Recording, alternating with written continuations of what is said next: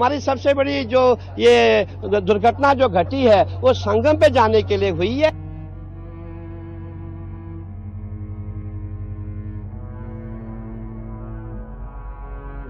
दुखद घटना घटी है, जो भी हुआ है अच्छा नहीं हुआ है। तो बीच में कुछ ऐसा मिला कि संकेत के आगे कुछ भीड़ का दबाव पड़ने से कुछ स्थिति अनुकूल नहीं है। और उनका अभी इलाज चल रहा है। महाकुंभ में भगदड़,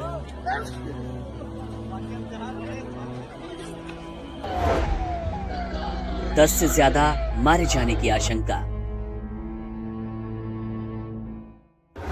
क्या है ताजा हालात? और उनका अभी इलाज चल रहा है। दुखद घटना घटी है, जो भी हुआ है अच्छा नहीं हुआ है।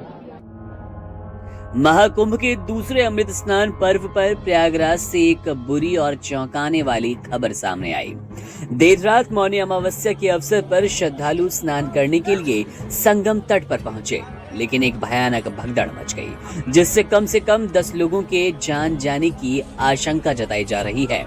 हालांकि इस घटना के बाद आधिकारिक रूप से किसी भी प्रकार की पुष्टि नहीं की गई, लेकिन पुलिस और प्रशासन ने स्थिति को नियंत्रण में लेने की पूरी कोशिश की। घटना उस समय हुई जब रात के करीब 2 बजे संगम तट पर श्रद्धालुओं की भारी भीड़ जमा हो गई। इसी दौरान बैरिकेडिंग का एक हिस्सा गिर गया, जिसके कारण भगदड़ की स्थिति उत्पन्न हुई। लोग इधर उधर भागने लगे और भीड़ में कई लोग दब गए, जिससे उन्हें चोटें आईं। प्रत्यक्षदर्शी के मुताबिक लोग आराम से आगे बढ़ रहे थे, लेकिन अचानक से भारी भीड़ आ गई और धक्का मुक्की शुरू हुई। उन्होंने बताया कि कोई भी रास्ता नहीं था और सब इधर उधर भागने लगे, जिससे कई लोग घायल हुए। स्थिति इतनी बेकाबू हो गई कि लोग ये समझ ही नहीं पाए कि आखिर हो क्या रहा है और किसी तरह अपनी जान बचाने के लिए इधर उधर दौड़ने लगे। भगदड़ के बाद प्रशासन ने तुरंत कार्रवाई की और सभी घायलों को पास के अस्पतालों में भर्ती करवाया। प्रधानमंत्री नरेंद्र मोदी ने इस घटना के बाद उत्तर प्रदेश के मुख्यमंत्री योगी आदित्यनाथ से बात की और स्थिति की जानकारी ली। इस बीच अखाड़ा परिषद ने अमृत स्नान को स्थगित करने का निर्णय लिया, ताकि आगे किसी भी प्रकार की घटना से बचा जाए। इसके साथ ही संगम क्षेत्र में बैरिकेडिंग हटा दी गई, ताकि लोगों को वहां से बाहर निकाला जाए।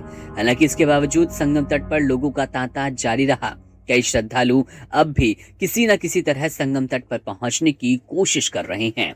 इस परिस्थिति को देखते हुए साधु संतों ने लोगों से अपील की कि वे संगम तट की तरफ ना जाएं और जल्दी से लौट जाएं।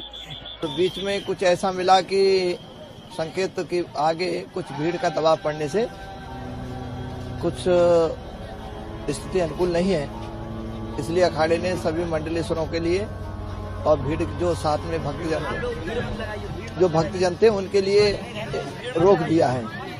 हमारी सबसे बड़ी जो ये दुर्घटना जो घटी है वो संगम पे जाने के लिए हुई है। इसलिए मैं देश विदेश के जितने श्रद्धालु हैं जो प्रयागराज में है, जहाँ भी आपको गंगा जी दिखाई देती है वहाँ स्नान करेंगे, आप पुण्य के भागी बनेंगे। घटना के बाद प्रशासन और सुरक्षा बलों द्वारा स्थिति को नियंत्रित करने के प्रयास किए गए। लोगों को संगम तट से सुरक्षित तरीके से बाहर निकालने के लिए पुलिस ने कई उपाय किए। वहीं प्रशासन ने श्रद्धालुओं से संयम बनाने के लिए अपील की और कहा कि इस समय यात्रा स्थल पर जाने से बचें। हालांकि घटना के बाद पूरे कुंभ क्षेत्र में तनाव का माहौल बन गया था, लेकिन प्रशासन की सतर्कता और कार्रवाई के कारण स्थिति अब सामान्य है। ये घटना कुंभ मेले के आयोजन में सुरक्षा की अहमियत को उजागर करती है, खासकर तब जब इतनी बड़ी संख्या में लोग एकत्रित होते हैं। प्रशासन को भविष्य में इस तरह की दुर्घटनाओं से बचने के लिए और भी अधिक कड़ी निगरानी और उपायों की आवश्यकता पड़ने वाली है। हालांकि आज का पूरा दिन मौनी अमावस्या का दिन है, यानी कि कुंभ का ये प्रयागराज मेला खचाखच श्रद्धालुओं से भरा रहने वाला है। यानी कि अभी खतरा पूरी तरह नहीं टला है। लोगों से बार बार अपील की जाती है कि अगर आप संगम जा रहे हैं तो अपना प्लान, अपनी डुबकी का प्लान इस तरह करें कि आप भीड़ से बच पाएं, अव्यवस्था से बच पाएं। और अगर आज आप मौनी अमावस्या के दिन संगम पहुंचे हैं तो जिस घाट पर आप पहुंच गए हैं, जो घाट आपके नज़दीक है, वहां स्नान करके जल्द से जल्द घर लौटें।